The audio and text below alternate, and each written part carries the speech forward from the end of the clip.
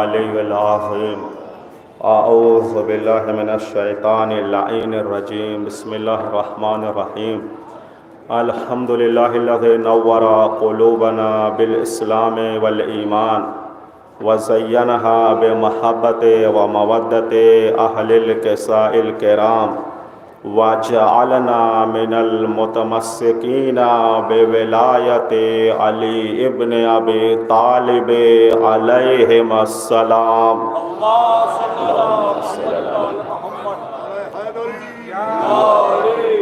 والصلاة والسلام علی اشرف الانبیاء والمرسلین وآلہ الطیبین الطاہرین اما بعد قال اللہ تبارک و تعالی فی کتابہ المجید بسم اللہ الرحمن الرحیم صبغۃ اللہ ومن احسن من اللہ صبغۃ ونحن لہ عابدون صلوات علی محمد وعلی حضرت السلام علیکم ورحمۃ اللہ وبرکاتہ۔ سب سے پہلے امام زمانہ علیہ السلام کی خدمت میں، تمام مراجع علماء اور آپ مومنین کی خدمت میں آج کی عظیم مناسبت کے موقع پر تہہ دل سے ہدیہ تہنیک و تبریک پیش کرتے ہیں، اور یہیں سے بلا تمہید ایک جملہ ان لوگوں کے لیے جن کے پاس وقت ہے، وقت کی فراوانی ہے، پھر بھی آج کا جو جائزہ، جو خدا کی طرف سے گفٹ، جو پیکیج ہے، وہ بارگاہ حسینی سے نہیں لے رہے ہیں۔ یہ آخری آپشن ہے، جو نہیں آ سکتے واقعاً وہ جہاں ہیں وہاں سے استفادہ کر لیں، لیکن جو آسمان کے رہنے والے ہیں، زمین والوں کو بخوبی دیکھ سکتے ہیں، دیکھتے بھی ہیں، لیکن جب پیکیج لینا ہوتا ہے تو ان کو بھی یہاں آنا پڑتا ہے۔ یہ ایسی بارگاہ ہے جہاں خیرات، علم کے خیرات، ہر طرح کے بھی آگہی، شعور، ہر چیز جو ہے مل رہی ہے، بس لینے والا کی لیاقت چاہیے، اس کے جو ہے اعلیٰ ظرفیت ہونا چاہیے۔ یہاں تو یہ بارگاہیں ایسی ہیں جہاں دینے سے کم نہیں ہوتا، لینے والا لے نہیں سکتا ہے۔ ایک صلوات علی محمد و آل محمد کرو۔ اور دوسرا جملہ یہ ہے کہ بات یہ ہوتی ہے، اتنا اہتمام کیوں کیا جاتا ہے؟ کیا وجہ ہے کہ ہر سال مناسبت پر، اب یہاں ماشاء اللہ سے آپ دیکھیں، یہ بھی بہرحال ہم سب کے شرف کی بات ہے کہ جو پورے سال سرکار سید الشہداء کے خدمت کرتے ہوں، وہ بھی جو ہے اہتمام کرنے والوں میں سے ہیں۔ ہر یعنی ایک گلدستہ ہے، علماء ایک طرف آپ کو نظر آ رہے ہیں، شعراء، مومنین۔ یہ اہتمام کیوں؟ یہ اہتمام اس وجہ سے ہوتا ہے، اگر خدا نے اہتمام نہ کیا ہوتا، اس کے رسول نے اہتمام نہ کیا ہوتا تو ہم بھی نہ کرتے۔ خدا کا اہتمام کیسا؟ جن کے صدقے میں کائنات کو خلق کیا، سب سے پہلے جنہیں خلق کیا، جب دنیا آمادہ ہو گئی تو سب سے بعد میں ان کو بھیجا۔ بھیجنے کا اہتمام کیا؟ یہ کوئی جذباتی گفتگو نہیں ہے، حقائق کی عکاسی ہے۔ آپ ذرا دیکھیں، بہرحال بہت جلدی اپنی باتوں کو سمیٹتے ہوئے سورہ بقرہ کے آیت نمبر 138 ارشاد رب العزت ہو رہا ہے، صبغۃ اللہ، اللہ کے رنگ کو اختیار کرو، اللہ کے رنگ کو اختیار کرو۔ اس کے بعد ایک فیصلہ کن مقام چیلنج میں خدا گفتگو کر رہا ہے، وَمَنْ أَحْسَنُ مِنَ اللَّهِ صِبْغَةً، اور خدا سے اچھا جو ہے رنگ بھرنے والا، رنگ عطا کرنے والا کون ہوگا؟ فیصلہ کن گفتگو ہو گئی، اور ہم تو اسی کے عبادت کرنے والے ہیں، عبادت گزار ہیں۔ شان نزول اگر اس آیت کا دیکھیں، یہ آیت کرسچن، نصارہ سے تعلق رکھتی ہے۔ جب ان کے یہاں کوئی بچہ پیدا ہوتا تھا تو ان کے یہاں سنت یہ تھی اس بچے کو خاص طریقے سے نہلا دھلا کر کہتے تھے کہ اب ہم نے اسے اپنا رنگ دے دیا، اب یہ طاہر ہو گیا، اب یہ پاکیزہ ہو گیا۔ تو خداوند عالم نے ان کی رد میں، ان کی ضد میں یہ آیت اتاری کہ رنگ دینے والا تو خدا ہے، جسے ہم نے جو رنگ عطا کر دیا اس میں کوئی تبدیلی نہیں ہو سکتی۔ جو رنگ اس کے علاوہ چڑھائے جائیں گے وہ خود ساختہ رنگ ہوگا، بناوٹی رنگ ہوگا، اور خدا سے بہتر جو ہے رنگ بھرنے والا، رنگ عطا کرنے والا کون ہے؟ اور آغاز سے لے کر انجام کی طرف بتا دیا کہ دیکھیں خدا کا رنگ رنگ فطری ہوتا ہے۔ اللہ تعالیٰ نے جو انسان کی فطرت میں رکھ دیا ہے، اگر دیکھنا ہے کہ اس کے پاس اللہ کا رنگ ہے تو دیکھیں اس کے پاس توحید ہے، نبوت ہے، امامت ہے، ولایت ہے۔ اگر اس کی ساری زندگی عبادت کے دائرے میں ہو رہی ہے تو یہ خدائی رنگ ہے، اگر عبادت کے دائرے میں نہیں رہی شیطانی رنگ ہے۔ تیسرا کوئی آپشن نہیں، یا رنگ خدا کی طرف سے ہوگا یہ شیطنت والا رنگ ہوگا۔ اب فیصلہ ہمیں کرنا ہے، اور یہیں سے کرسچن کو ایک پیغام دے دیا، یہ دیکھو کہ جو رنگ ہم دے کر بھیجتے ہیں، جسے ہم بھیجتے ہیں اسے تم کیا پاک کرو گے؟ ہم تو ایسے کو بھیجتے ہیں جن کو رہنما بنا کر بھیجتے ہیں، پیشوا بنا کر بھیجتے ہیں، امام بنا کر بھیجتے ہیں۔ انہیں طہارت کی ضرورت نہیں ہوتی، بلکہ ان کا ذکر جو ہے نسلوں کی طہارت کی ضمانت بن جاتا ہے۔ ہم ایسے کو بھیجتے ہیں۔ تو بہرحال ایک عظیم مناسبت ہے، اور ہم اور آپ جمع ہوئے ہیں تو خداوند عالم نے اس میں ایک لفظ ہے وَمَنْ أَحْسَنُ، حسن، یہ لفظ تمام قبیلے کے ساتھ، اپنے خاندان کے ساتھ قرآن مجید میں تقریباً 200 مقام پر استعمال ہوا ہے۔ کہیں پر حسنہ کی شکل میں، کہیں پر محسن کی شکل میں، کہیں پر محسنین کی شکل میں۔ معنی کیا ہے اس لفظ کا؟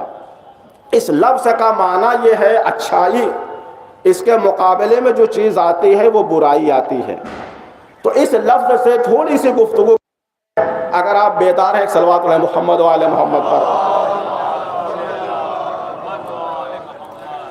خداوند عالم نے اس میں اتنی زیادہ چاشنی، شیرینی، عاطفت، محبت ہے کہ اس کو زہرا کے گھر سے پہلے علم کے طور پر اس لفظ کا استعمال نہیں ہوا۔ خاندان رسالت و امامت سے پہلے کسی نے کسی کا کام اچھا دیکھا، کہا فعل حسن، یہ کام اچھا ہے۔ کسی نے کسی کی گفتار جو ہے اچھی لگی، کہا قول حسن، اس کی گفتار بڑی اچھی ہے، لیکن نام کے طور پر کسی کے لیے یہ استعمال نہیں ہوا۔ خزانہ الفاظ میں خداوند عالم نے لفظ حسن کو جو ہے کسی ذات کے لیے چھپا کر رکھا تھا۔ اس لفظ کے دو ٹکڑے ہوئے، ایک جو ہے امام حسن کے قسمت میں ایک ٹکڑا آیا، دوسرا امام حسین کے نصیب میں آیا۔ اس سے پہلے عرب نے جو ہے علم کے طور پر، نام کے طور پر استعمال نہیں کیا۔ جب لفظ حسن کو پیکر میں خداوند عالم میں ڈھالا تو کہیں پر حسن کہلایا اور کہیں پر حسین کہلایا۔ یہ تصغیر اور امام حسین علیہ السلام کے نام میں اتنی زیادہ محبت بھری ہوئی ہے، یہ حسن کی تصغیر کو حسین کہتے ہیں، اور عرب تصغیر کو مقام محبت اور شفقت کے طور پر استعمال کرتے ہیں۔ صلوات علی محمد و آل محمد پر۔ شاعر کہتا ہے جد نبی، مولا حسین کی عظمت کیا ہے، جد نبی باپ وسیع ماں ہے شریک مرسل۔ کون مقابلہ کرے گا اس خانوادے کا؟ ان ہستیوں کا مقابلہ کون کر سکتا ہے؟ جد نبی باپ وسیع ماں ہے شریک مرسل، ہر طرف آپ کے انوار نظر آتے ہیں۔ یہ ہے امام حسین علیہ السلام کی حسن، یہ ہے خوبی۔ دو عظیم یعنی امام حسین علیہ السلام آئے تو پنجتن پاک کا سلسلہ مکمل ہو گیا۔ یہ انوار خمسہ کا جو ہے سلسلہ جو ہے پائے تکمیل کو پہنچا۔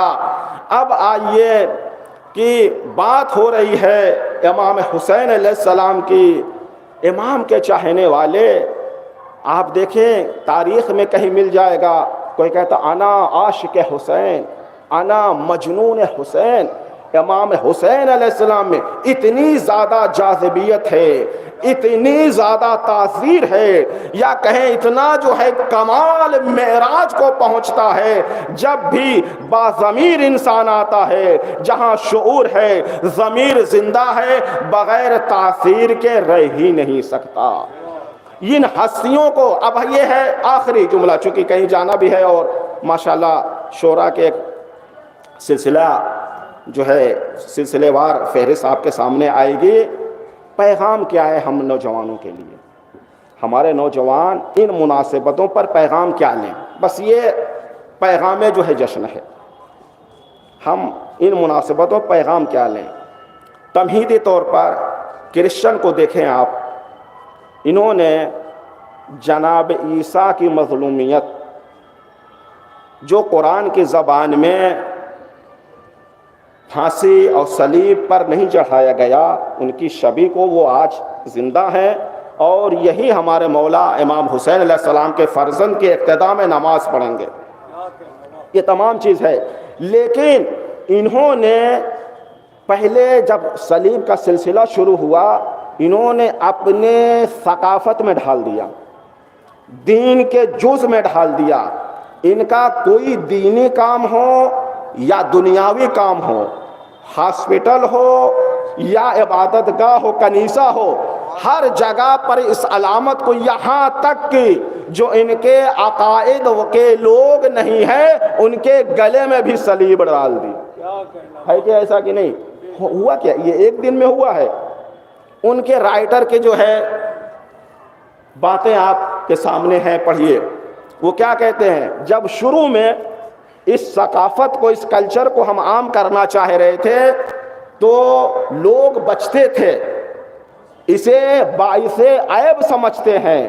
آج جو نہ لگائے صلیب کو، وہ جو ہے نہ لگانا عیب ہو گیا۔ انہوں نے اتنی تبدیلی لائی، کیوں؟ اس کا ریزن کیا ہے؟ سبب کیا ہے؟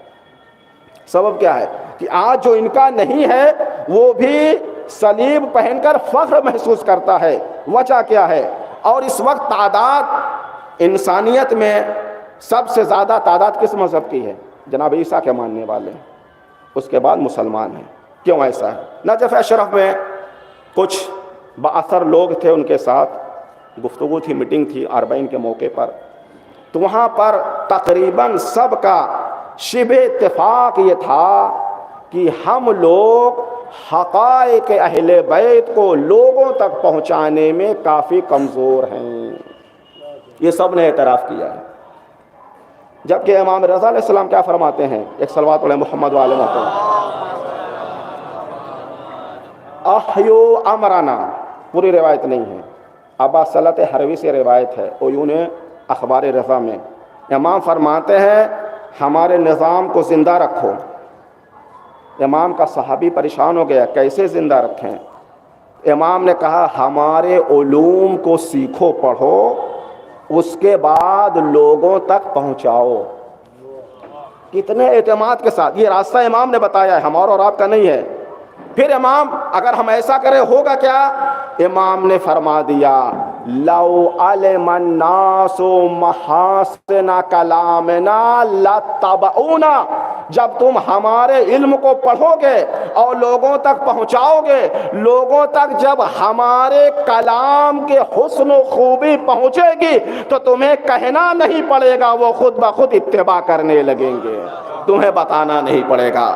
تو عزیزو، ہمارے سامنے کرسچن کا پورا کردار سامنے ہے، نصارہ کا، اور مظلومیت جناب عیسیٰ، جبکہ یہ والا ظلم ان پر واقعاً ہوا نہیں ہے، لیکن انہوں نے اس طرح سے پہنچا دیا کہ آج ان کے کلچر، ان کے تمدن، ان کے طرف لوگ کھنچ رہے ہیں۔ تو ہمارے یہاں تو کربلا جیسا ظلم نہ ہوا ہے، نہ ہو سکتا ہے، نہ ہوگا۔ جہاں پر آپ دیکھیں کتنے عظیم مجاہدین، علماء، حفاظ قرآن انسانیت کی بقا کے لیے، مانوتا کی حفاظت کے لیے اتنی عظیم قربانی دی، تو یہ قربانی ابھی تک ہم لوگ عاجز کیوں ہیں پہنچانے سے؟ غور کرنے کا مقام ہے۔ ایک بہرحال یوم عہد و پیمان ہے 3 شعبان، کہ جو جس صنف کا ہے ایک عہد و پیمان کرے اپنے مولا سے، اور واقعاً اس کے بعد تجربہ کر کے دیکھیں، ہم جس بھی پلیٹ فارم میں کام کر رہے ہیں، جس بھی جگہ کام کر رہے ہیں، اگر اخلاص کے ساتھ ہم چاہیں امام حسین علیہ السلام سے عہد کریں، راستہ امام ہموار کریں گے، خدمت آپ کریں گے۔